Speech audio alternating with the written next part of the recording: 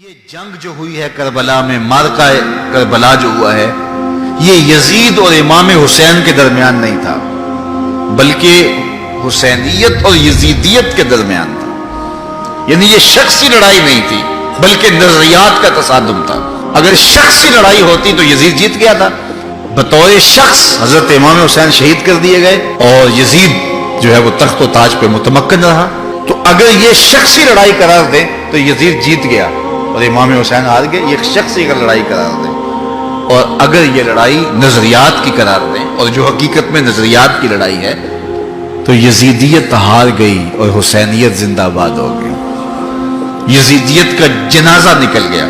وہ تخت و تاج جس کے لیے یزید نے اتنا کچھ کیا تھا، اس کے اپنے بیٹے نے اس پہ تخت پہ تھوکا۔ یزید کا بیٹا معاویہ بن یزید جب تخت نشین ہوا ہے تو وہ گھر سے باہر 6 ماہ نہیں نکلا، اس کا جنازہ ہی نکلا۔ تو لوگوں نے کہا آئیے نا تخت پہ بیٹھیے، کہا میں اس تخت پہ نہیں بیٹھنا چاہتا جس سے آل پیغمبر کے خون کی بو آ رہی ہے، میں نہیں اس تخت پہ بیٹھنا چاہتا۔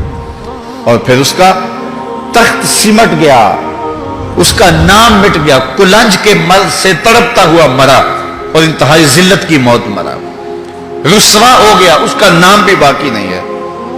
میں گزشتہ برس کربلا میں حاضر ہوا تو حضرت امام حسین کا چمکتا ہوا روضہ نور دیکھا۔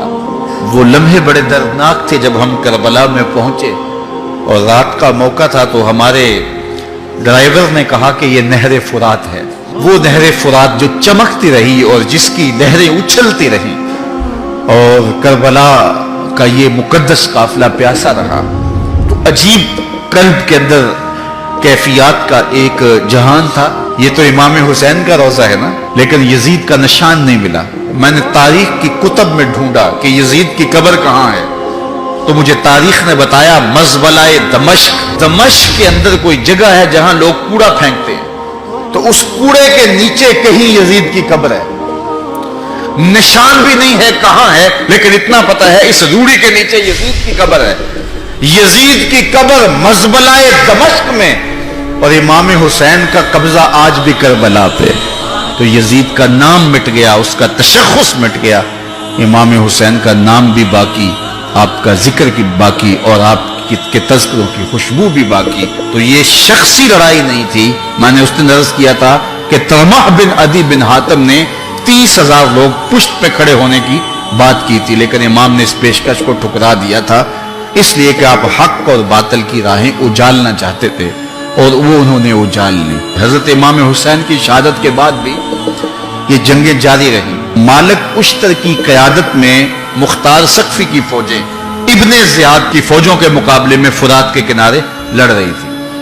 اللہ تعالیٰ نے فتح دے دی، ابن زیاد نے گھوڑے کو ایڑ لگائی اور میدان چھوڑ کے بھاگ گیا، باقی جو بھی قابو آتا اس کو پکڑ کے قتل کر دیا جاتا۔ خیر یہ لوگوں کی پہنچ سے بہت دور نکل گیا، لیکن اس کا جی گھبرا رہا تھا، پیاس کی شدت تھی، گھوڑا بھی ہانپ رہا تھا۔ تو یہ چلتے چلتے صحرا میں گیا تو وہاں اس نے دیکھا کہ ایک خیمہ ہے، تو سوچا کہ میں چلتے چلتے ان سے پانی کا گھونٹ مانگ لوں تاکہ اپنے جگر کی پیاس کو بجھا سکوں۔ تو اس نے گھوڑا کھڑا کیا اور ہانپتا ہوا اس نے پردہ اٹھایا، دیکھا تو خیمے میں امام زین العابدین قرآن کی تلاوت کر رہے تھے۔ تو جب اس نے دیکھا تو ایک دفعہ تو شرم سے پانی پانی ہو گیا، لیکن مرتا کیا نہ کرتا، پیاس کی شدت تھی کہ حضرت پانی دیجئے۔ امام زین العابدین نے دیکھا اور پھر گھڑے سے کٹورا بھرا اور اس کے ہاتھ میں تھمایا، سمجھا کہ حضرت نے مجھے پہچانا نہیں، پانی پی لیا، شدت کی پیاس تھی، پھر مانگا، آپ نے پھر دیا، تیسری مرتبہ پھر مانگا، آپ نے پھر دیا۔ 3 کٹورے پانی کے پینے کے بعد امام زین العابدین سے کہنے لگا حضرت شاید آپ نے مجھے پہچانا نہیں۔ امام زین العابدین ابھی تک ضبط کیے بیٹھے تھے، آنکھوں سے موٹے موٹے آنسو نکلے۔ کہا بدبخت تجھے نہیں جانتا جس نے میرا خاندان اجاڑ دیا، 6 ماہ کے بچے بھی نہ چھوڑے، جس نے مخدرات کو اونٹوں پہ بٹھایا، کیا تجھے نہیں جانتا جس نے خاندان نبوت اجاڑ دیا؟ تو کہا حضرت اگر جانتے ہیں تو میرے ساتھ یہ سلوک کیا کیا؟